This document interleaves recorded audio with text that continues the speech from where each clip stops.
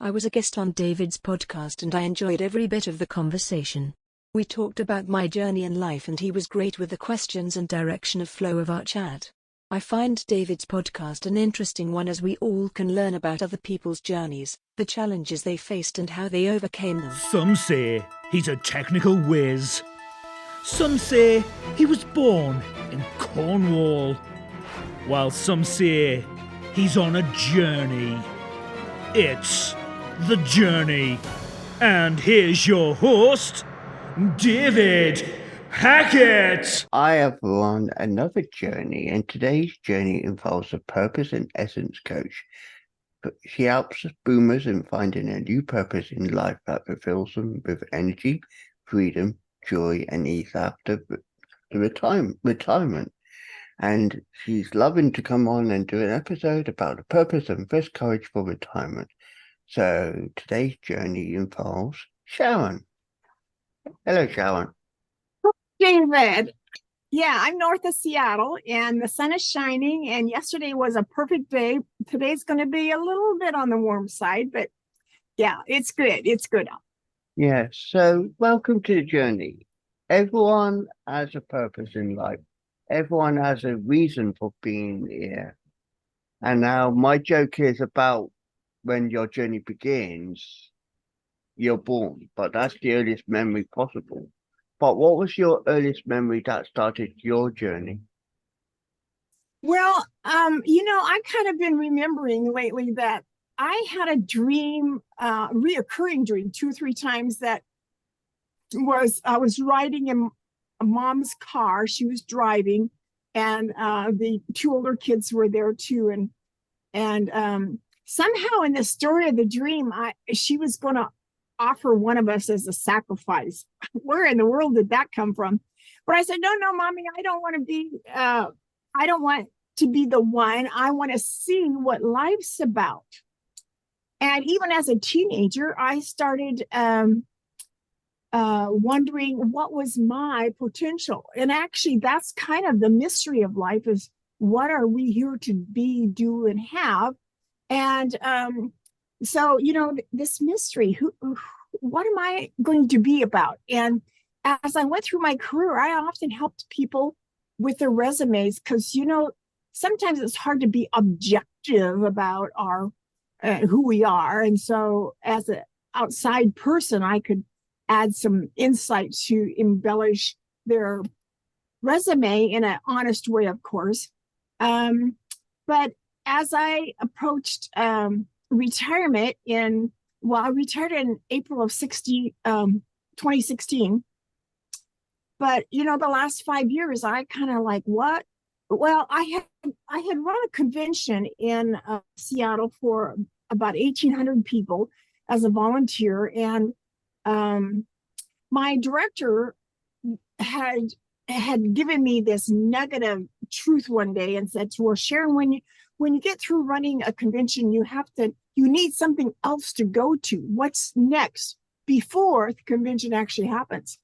And I didn't ask him about it, but I got the feeling he had lived that, that he had gone into, women after they have a baby, they have postpartum depression. And I got the feeling he might have had a taste of that. So in facing retirement, I remembered his counsel, because I'd be changing, working every day and after a big event, have something to go to before your big event ends.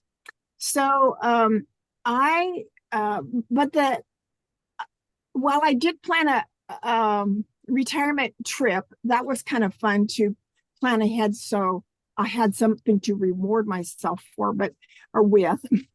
But I did in January when I was just 3-4 months away from retiring, I got this email that said that Boeing, where I was working at the time, was partnering with the community college in encouraging some of the Boeing employees to take advantage of this coaching school. And so I tried my best to get Boeing to pay for it, even though I was headed out the door. And they said, Well, no, Sharon. In all honesty, we're not going to be able to benefit from you taking this course, even though it's a pretty natural progression of what I was doing. Well, I had gotten a master's degree in behavioral science, so coaching was a pretty good fit for me. And so the week before leaving Boeing, I started coaching school. And the first thing they taught us, David, was to write our essence statement. Well, I've now called it my inner spark statement, but it was a way of saying, recognizing what's inside of us, what that destiny and personality and hot buttons, put all that into a mixing bowl and wrap it up in a nature story. And so mine goes like this. I am precious jewel of wisdom. I am colorful collaborator, motivator, and learner. I am tranquil, authentic, and pure inspirer. I light fires. So that goes along very nicely with my behavioral science, but the precious jewel of wisdom, that came from a moment when I was in Dallas, Texas, at an art fair, and this geometry teacher turned jeweler had a booth in the backside of where the Cowboys play football. And it was kind of getting late on a Sunday afternoon. And I went into his tent and saw all this unique jewelry. Wow, I love unique stuff. I love being unique. And so I had put on his rings, and something moved in my gut. What was that? What's going on? I took them off and put them back on, and it moved again. I put them down and left the tent and was bewildered. But that later, I'd say maybe a couple of years later, I was reading some books where they say, well, describe yourself as being something else. So I decided to use those rings. They're called stackables. So there was like 3 or 4 to a ensemble, I guess you'd call it. And I would talk about the quality that I presented to my work team, the sparkle, the value, the shine, the color, and reliable and quality. Anyway, so when it came to writing my essence statement, I used that same aha moment of that amazing, touch of something, and decided to wrap my essence statement in this metaphor of being a valuable jewel. So now it's my delight to help people find discover their inner spark too, because, well, I guess about 3-4 months after I had discovered my essence, I had made a wall hanging, and I had taken care of my Social Security papers and my health care papers and all that, and I started bouncing off the wall. How do I know if my days are productive? There's no boss to please. I don't want to waste time. So I came over, I know, one day 3 different times, and read my essence statement that I had on my wall here behind me. And I gradually realized, when I lived from my essence, my values, what was important to me, every day felt right. What a nice feeling. You're not looking out there to please somebody. You're pleasing yourself. And that fulfillment and contentment, satisfaction was just priceless. At the end of the weekend that we wrote our essence statement, our classmates stood in a circle and read our statement to each other. Wow. When it got to me, my turn, I felt like nobody had ever asked me to describe my soul before. That's what it felt like. And I wasn't the only one. There was others that were kind of choked up as they shared the the the like what's inside of them. The essence of I being reduced to this one statement is just and to share it in front of people was pretty awesome. So now I am enjoying helping others do that same thing, because life is so much different when we live it from our purpose and destiny and what's inside of us instead of what's outside of us. Yeah, it's just amazing to hear that because, you know, everyone's destiny is different. It's like the purpose of a journey. You know, when I started interviewing people, it started with just a simple interview, and I just like to talk to people. But I like the way that everyone has different journeys, and it's not always the straightforward journey because obviously you can't always go on a straight and narrow journey. You have to take diversions. So yours is pretty straightforward, but you've also deviated onto those diversions because of how you've seen your life change. Yeah, I didn't realize about 6 months later into that program, I came back from lunch and I slapped the table and stomped my foot and said, "It's not okay to be invisible." Where did that come from? I shocked myself. And little by little, I've come to realize that I had actually made what felt like a vow back when I was 10, 12, 14 years old. Um, my there was a lot of abuse in our home, and I said 100 times at least, "Thank heavens he keeps his hands off me." And I was diligent about being real obedient and get good grades and don't vote, um, because that felt safe.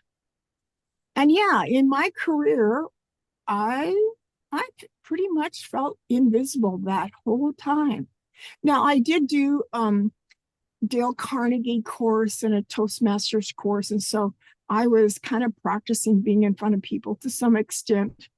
But it's just been in the last couple months that I realized maybe I'm still invisible to a lot of people, and they're having a hard time finding me. But I realize not everybody knows they need an essence statement or an inner spark statement. But this is the time, David, that is so critical that we know who we are. What do we bring to the world? In fact, I said on a podcast on Monday with a lady in Germany that I feel now like I'm a spark of heaven on earth.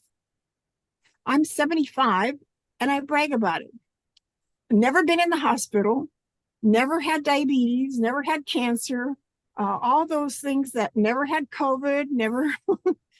I'm looking pretty good. And I think that comes from the peace and and learning to love myself more. That's been a journey in itself. And life is so much better when we can hug ourselves and feel the value of that gold that God put inside of us. Yeah, it's because I know from previous interviews, and I know people personally, you know, people often seek self-validation in themselves because obviously the self-validation is obviously due to past trauma, so they have to self-validate themselves to make them say, I am worthy to be here, I am worthy to do this. Yeah, Now I always tell people, and I've always believed this, I always say self-validation is good, but you are you. You are valued. You don't need to ask for validation because you already validated yourself. You're here. But I believe in those people because of the validation they require. yes, yes. I know that this is kind of jumping maybe to what I'm going to be doing later, but it starts in just a couple of weeks. On the week of June 12 to 18, there's going to be a Loneliness Awareness Week.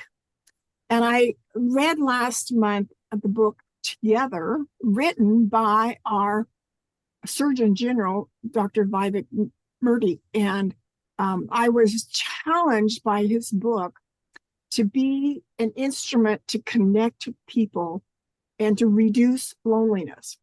I do a weekly 2-3 minute video on Instagram as the Queen of Courage. And I've been sharing tidbits from the Together book. And it stirred me significantly enough to step up to the plate and start a loneliness to resilience community with a membership. So it's a private group, not a public group, and to talk about loneliness. And the amazing thing is I solved the loneliness issue way back in my early 20s. And so I thought, well, since I haven't struggled with loneliness, what do I have to share? I found a nugget of truth for me that solved it. But in reflecting on how I got to that point of when I chasing loneliness away, I realized there are some nuggets that I can share with people, and I love bringing out the best in people anyway. And I'm hoping to make a huge impact with dealing with the loneliness. And then I'm planning to start another membership group on mental strength. That was another place where I had a big aha revelation. And then to either a third membership, either around purpose, if the demand is there, or to go ahead and lead them into my Discover Your Inner Spark, rekindling your joy in 90 days. Yeah, that is amazing. So, talking of now, and we spoke about what you are doing kind of in the future, but obviously that is in a bit. But how do you see yourself now you've got to where you are now? Do you feel accomplished? Do you feel that you've implanted yourself that you are safe to say when you're not here, your legacy will live on? Yeah, so let me go ahead and tell you that story about the mental strength moment. I was this guy was on YouTube, I guess. Maybe it was Facebook. I don't remember. It was back 5 or 6 years ago. But Andy Shaw was doing this webinar out of the UK, and it was a weekly 1-hour thing. And I had a conflict with day 2 to 5, but I listened that first day and then just hopped in quick enough to get his notes and go to my other appointment. And that first day he said, when you're facing a difficult meeting or a challenge to meet somebody that you're not sure how it's going to go, he said, recall to mind first a warm memory. Hold that memory for 15 seconds and then go into your meeting or face your difficult situation, and it'll go much better for you. So my warm memory that day was being back in 3rd grade, and it was a Christmas program, and I had been delegated to be a reader, one of 3 readers. And I thought, well, how do you be a good reader? I wonder how you be a good reader. Okay, there's some, when the guy is doing the news, he's in front of people, and what makes him successful? And the minister, he's in front of people, and what makes him successful? And I picked up that you had to speak up loud enough so people could hear you, slow enough so they could understand you, and pause occasionally and look at your audience. So that's what I did in this Christmas program. And the delight to me was afterwards, there's 2 or 3 people that complimented me as I was their favorite reader. And so after this webinar, I thought, well, why just have one more memory? Let's see how many I could come up with. And that was about 10 days later. And my list of, I don't know, 10 or 12 things, half of the list was in front of people. What? Was I supposed to be in front of people? That Toastmasters event, the last one to get a competent Toastmaster, you had to speak for 10 minutes on whatever topic you wanted to. And there was a magic moment in that speech where I touched somebody else's soul. I could see the delight, in them.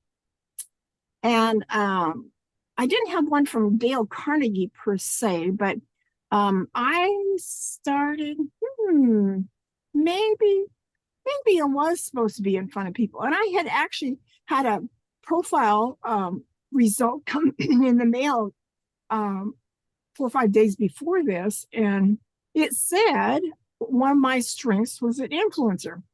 No, I think you got that wrong, not me. But I started, after this aha moment, I thought maybe I need to explore that.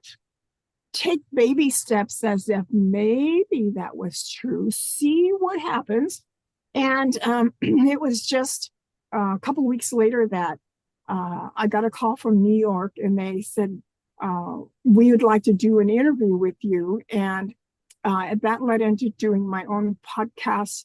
And now I'm the Queen of Courage. So I'm in front of people somewhat regularly. The lady on Monday was in Germany. What a delight. I have a nephew that lives there. So cool.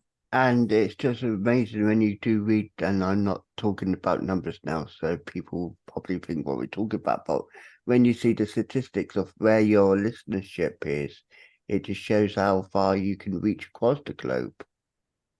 Yes, I would like to be an international speaker. In fact, this last couple of months, I've been exploring being an enrichment speaker on cruise ships. The only hang up is that they want 3 references of people who have seen me on stage in front of audiences speaking, and I haven't been able to rally up those references as yet.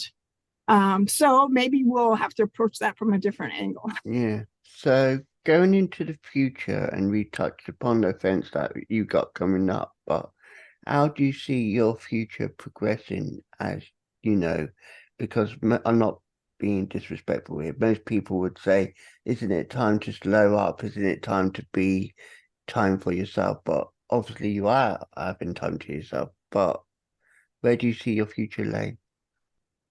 I do anticipate connecting with some pretty significant people, and as I grow and learn and expand. Actually, I love the word possibility, exploring, the being curious and courageous. All those wrapped up into one bundle is kind of how I see future. In fact, I did write a book called Fresh Courage in Retirement, Finding Purpose, Essence, and Fulfillment. So that will hopefully open some doors for me. But since my niche is primarily the baby boomers, they're not on social media all that much. Now, maybe that will change as we go forward, but I figure they're out there on the golf courses and out there on cruise ships and out there traveling. So I need to line up some travel adventure dates to be a speaker and get them engaged. There's the sad statistic to me, David, that the myth at Boeing before I left, somebody told me, well, they say when you retire, you're dead in 3 years. That hurt. Somebody's got to do something about that. And yet, in the book, What Retirees Want, he says that there's around 47 or 48 hours a week retirees spend in front of TV. And that is wasted potential in my mind. And I want to engage and remind boomers that they have an education, they've got all this experience, they've got values that matter and can make a difference in somebody else's life. I, for years, have kind of imagined if the best anybody could do is sit in a chair for 24 hours a day, they're no less loved or more loved than us that have the capability of walking around and being engaged in life. Sitting in a chair, you can read and write and listen. I think so much of today's world is hurting because we've forgotten how to listen to each other, be curious and exploring each other's experiences and lessons learned. And I want to engage, inspire, and motivate boomers to find a place to fit in, to matter, and to make a difference. Volunteering makes such a difference. And one of my podcast guests was a Washington AARP president for 6 years and did a marvelous, had 9 points of what you get from volunteering. Very organized thoughts and inspiring too. So then there was the Habitat for Humanity guest that I had, and he talked about you can bring your RV to our habitat deal. You sleep in your own bed at night, and you're helping build a house. You know, all I think they said it runs usually about 6 weeks to build a house.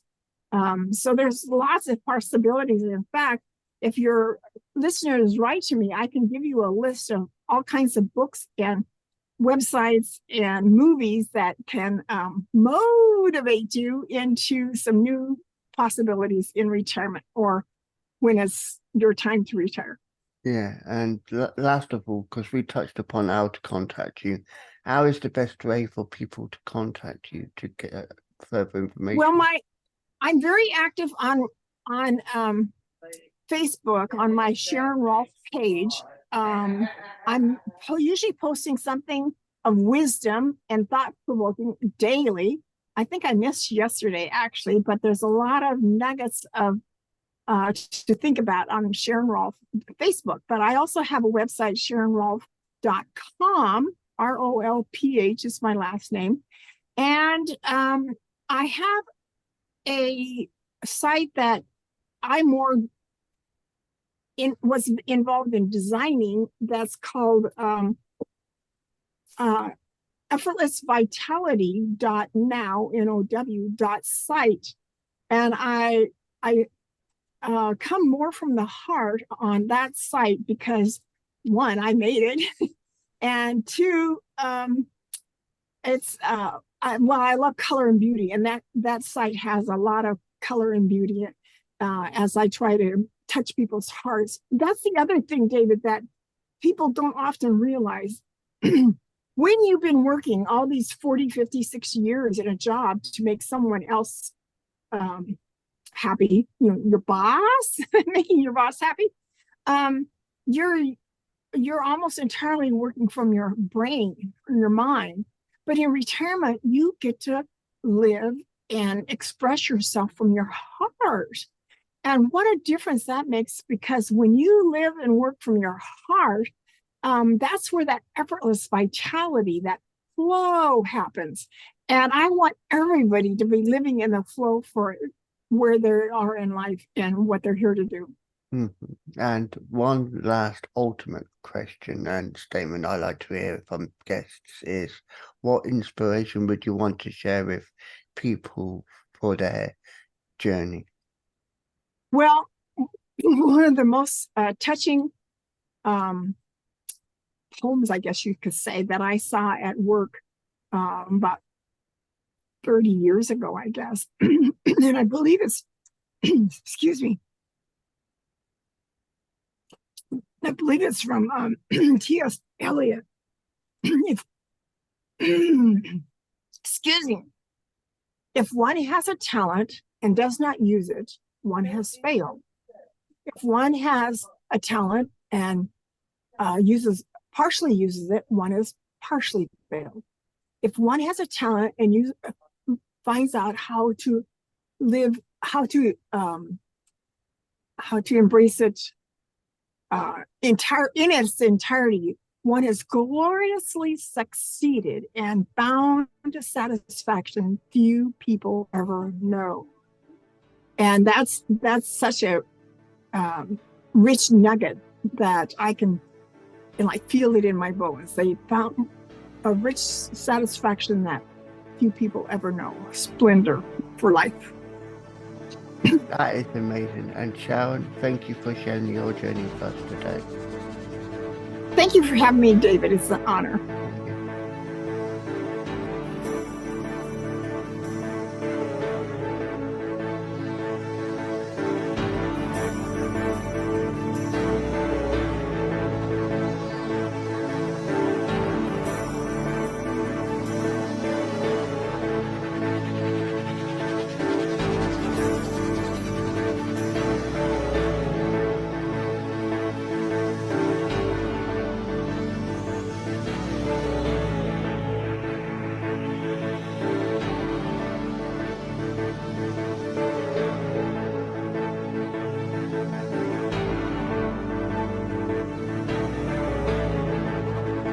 That was The Journey, hosted by Wise Words Imaging, hosted by David Hackett.